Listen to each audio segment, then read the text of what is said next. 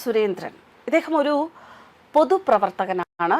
കേരളത്തിലെ രാഷ്ട്രീയ വിഷയങ്ങളിൽ നന്നായി അദ്ദേഹം ഇടപെടാറുമുണ്ട്. ഇപ്പോൾ അദ്ദേഹം ഒരു തുറന്ന കത്ത് മുഖ്യമന്ത്രി വി ഡി സതീശനായി എഴുതിയിരിക്കുകയാണ്. ആ തുറന്ന കത്ത് ഇങ്ങനെ: RSS പരിപാടിയിൽ വൈസ് ചാൻസലർമാർ പങ്കെടുത്തത് വലിയ തെറ്റാണെന്ന് പ്രഖ്യാപിച്ച വി ഡി സതീശ അങ്ങ് സ്റ്റാലിന്റെ പുനർജന്മമായി പരിണമിച്ചിരിക്കുകയാണ്. ജനാധിപത്യം എന്നാൽ വിയോജിക്കുന്നവർ പരസ്പര ബഹുമാനത്തോടെ ആദരവോടെ പെരുമാറുന്നതും ജീവിക്കുന്നതുമാണ്. അല്ലാത്തടത്ത് ഒരു പാർട്ടി, ഒരു മതം, ഒരു വംശം തുടങ്ങിയ വാദങ്ങളിൽ കുടുങ്ങി മറ്റെല്ലാറ്റിനെയും ഉന്മൂലനം ചെയ്യുന്ന സംസ്കാരമാണ്. ലോകത്തെ മതരാജ്യങ്ങളിലും കമ്മ്യൂണിസ്റ്റ് രാജ്യങ്ങളിലും കണ്ടത് അത്തരം ഫാസിസ്റ്റ് ദുർഭൂതങ്ങളെയാണ്. ഭാരതത്തിലും അത് അടിച്ചേൽപ്പിക്കാൻ നൂറ്റാണ്ടുകളോളം ശ്രമം നടന്നിരുന്നു. ഇവിടുത്തെ സംസ്കാരത്തിന്റെ മഹത്വം കൊണ്ടും ബലം കൊണ്ടും അത് പൂർണ്ണമായും വിജയിച്ചില്ല. അതിന്റെ തെളിവ് കൂടിയാണ് ഏത് ജാതിയിലും മതത്തിലും പെട്ടവർക്ക് ഭാരതത്തിന്റെ ഏത് അധികാര സ്ഥാനത്തും എത്താൻ കഴിഞ്ഞത് അഥവാ എത്തിക്കപ്പെട്ടത്. ഇതോടൊപ്പമുള്ള ചിത്രം അങ്ങ് MLA ആയിരുന്ന കാലത്ത് പങ്കെടുത്ത ഒരു RSS ബന്ധമുള്ള പരിപാടിയുടേതാണ്. 2013 സ്വാമി വിവേകാനന്ദന്റെ 150ാം ജന്മവാർഷമായിരുന്നു. അതോടനുബന്ധിച്ച് ഭാരതീയ വിചാര കേന്ദ്രം ഒരു പുസ്തകം തയ്യാറാക്കി. സ്വാമി വിവേകാനന്ദനും പ്രബുദ്ധ കേരളവും. P. പരമേശ്വർജിയായിരുന്നു എഡിറ്റർ. ഈ ലേഖകൻ അന്ന് വിചാര കേന്ദ്രത്തിന്റെ സംഘടനാ സെക്രട്ടറി. സന്യാസിമാരും യുക്തിവാദികളും സാഹിത്യകാരന്മാരും ചരിത്ര പണ്ഡിതന്മാരും സാമൂഹ്യ പ്രവർത്തകരും കവികളും അക്കാദമീഷ്യന്മാരും നിയമജ്ഞരും നയതന്ത്രജ്ഞരും അടക്കമുള്ളവർ അതിൽ ലേഖനങ്ങൾ എഴുതിയിട്ടുണ്ട്. കക്ഷി രാഷ്ട്രീയം പറഞ്ഞാൽ കമ്മ്യൂണിസ്റ്റും കോൺഗ്രസും മുസ്ലിമും ക്രിസ്ത്യാനിയും ഒക്കെ ആയിട്ടുള്ള പ്രമുഖ വ്യക്തികളുടെ അടക്കം 103 വ്യത്യസ്തങ്ങളും വിയോജിക്കുന്നവയുമായ ലേഖനങ്ങൾ.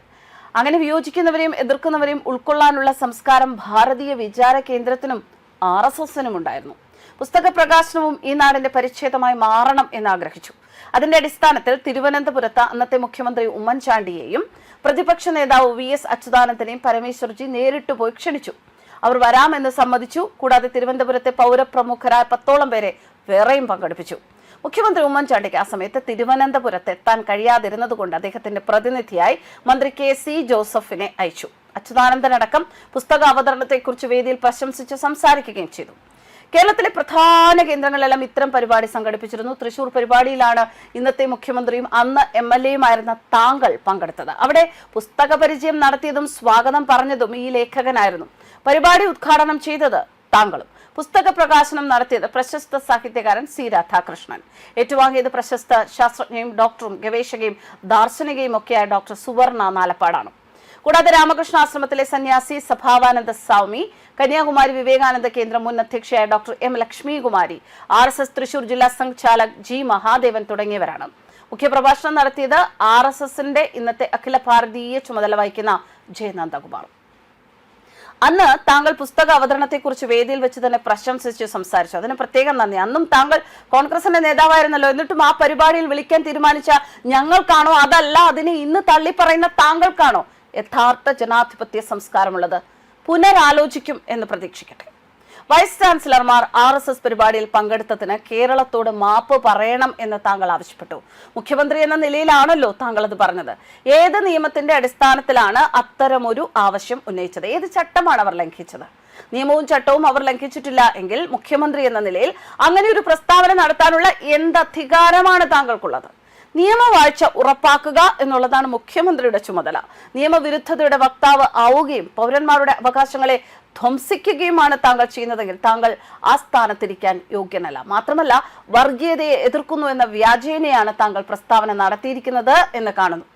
അങ്ങനെയെങ്കിൽ മുസ്ലിം ലീഗിന്റെയും മറ്റു മതമൗലികവാദ സംഘടനകളുടെയും തീവ്രവാദികളുടെയും മതരാജ്യവാദികളുടെയും ഒക്കെ പിന്തുണയോടെ അധികാരത്തിലേറിയ താങ്കളല്ലേ ആദ്യം മാപ്പ് പറയേണ്ടത്? താങ്കൾ ഈ അധികാര സ്ഥാനത്തിന് യോഗ്യനല്ല എന്ന് സ്വയം പ്രഖ്യാപിക്കുകയല്ലേ?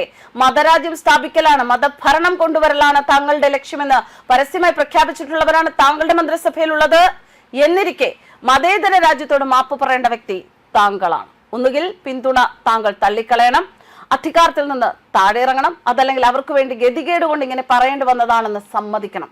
നിലനിൽക്കാനും അധികാരത്തിൽ തുടരാനും വർഗീയവാദികളുടെ പിന്തുണ വേണ്ടി വരുന്നതിൽ താങ്കൾ ലജ്ജിക്കണം. എന്തായാലും താങ്കളുടെ പ്രസ്താവന അനുചിതവും അസ്ഥാനത്തുള്ളതും മുഖ്യമന്ത്രി എന്ന നിലയിൽ അനാശാസ്യവുമാണ്.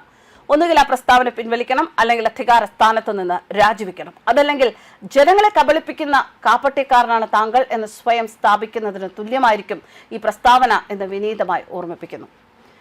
ശ്രീ സുരേന്ദ്രന്റെ വി ഡി സതീശനുള്ള തുറന്ന കത്ത്, അതാണ് നിങ്ങൾ ഇപ്പോൾ വായിച്ചു കേട്ടത്.